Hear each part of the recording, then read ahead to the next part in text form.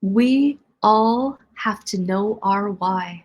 And honestly, I don't think I really truly did until I recorded those last two episodes.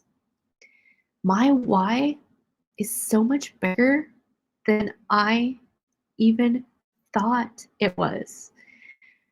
I have been working on one liners and taglines and podcasts and what this is going to develop into, and it's going to be amazing. When we set this foundation, and I got to get these first few videos out of the way, then we'll get into it. We'll get into the health stuff, like the actual education, and I'll add in my little Tanya-isms and stories as we go. But my why, I had another revelation.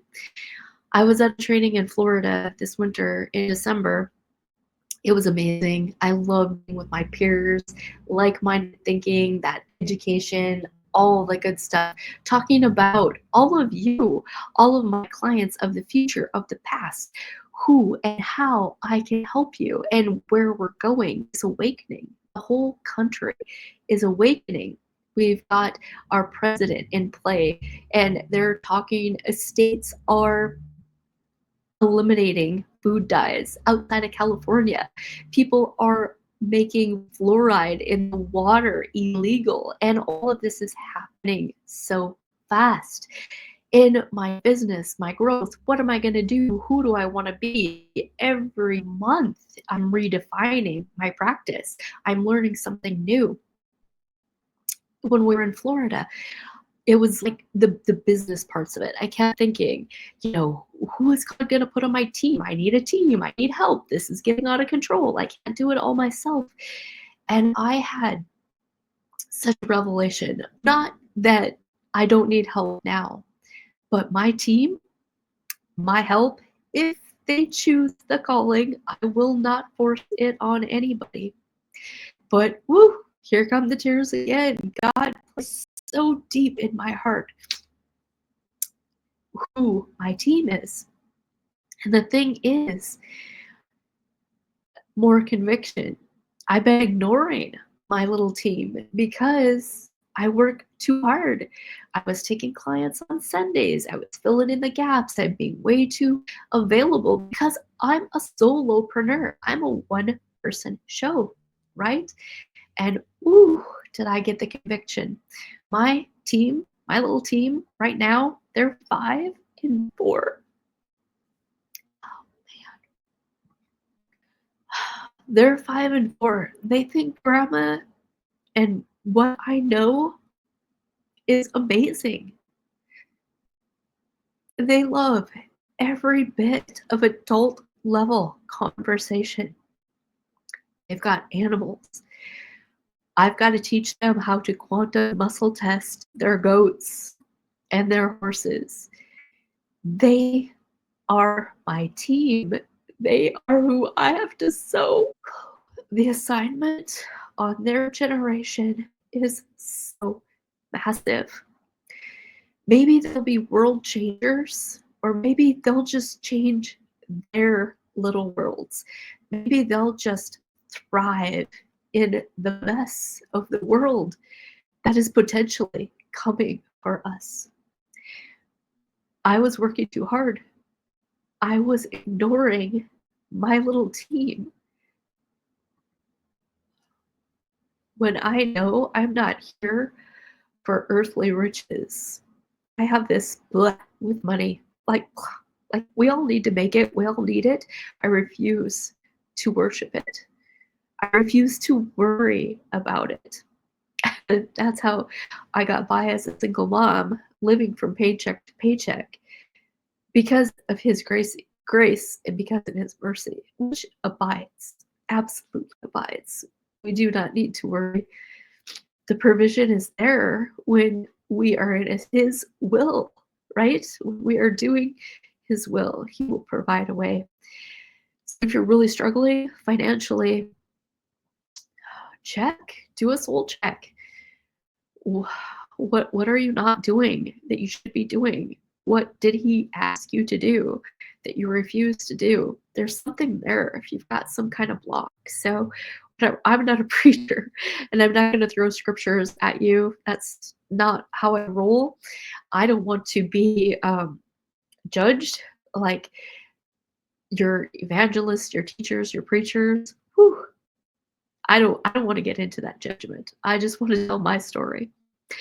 So, like I said, this bigger why, I really didn't know how big my why is until I sat down to create this podcast. In the beginning, in my head, it was just an average podcast.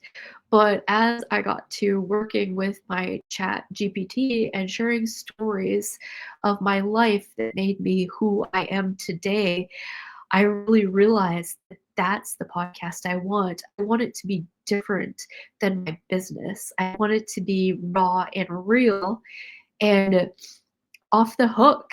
Off the hook. It's going to be absolutely way too much information. But I hope you find yourself in it. I hope you find yourself challenged by it.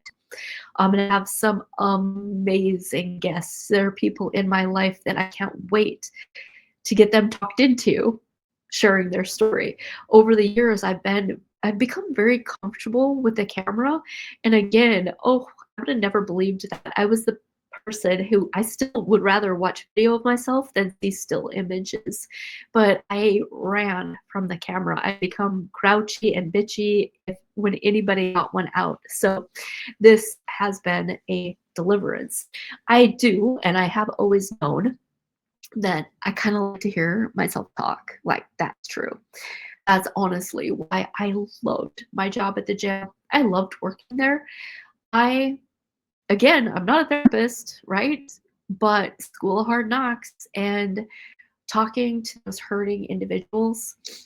Um, my major thing was I really, after I got delivered from the yeah buts, and if you don't know what that means, you have to go back to episode 1 and listen to it. When I got delivered from the demon of yeah but, I really got delivered of casting judgment on people. And I really, really, really, I think truly, as good as a human can, learn to stay in my own lane, right? So even working in corrections all those years, it didn't matter to me what someone's crime was, what they did or didn't do, whether they were convicted or just accused. Everybody always had a clean slate with me until you did me dirty. Then we had a problem. And it was fun because my coworker at the jail, the nurses were everybody's everybody wanted to see us. When we came down the hall with the cart of Tylenol, or whatever, and you showed up 3 times a day, you get in that rhythm. People really look forward to it, even when you say no with a smile. I mean, actually, that's a whole episode in its own, people and what we want, and can we take no with a smile, or do we have a spoiled brat temper tantrum, right? That's all character defining, those things. It's a big deal. It's a big deal. Like telling your kids no and teaching them how to work through accepting that answer is a big deal. It's a parental responsibility. If you have not done that, do it soon.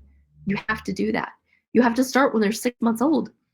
Like, I'm a tough grandma. Like, I'm not a coddler.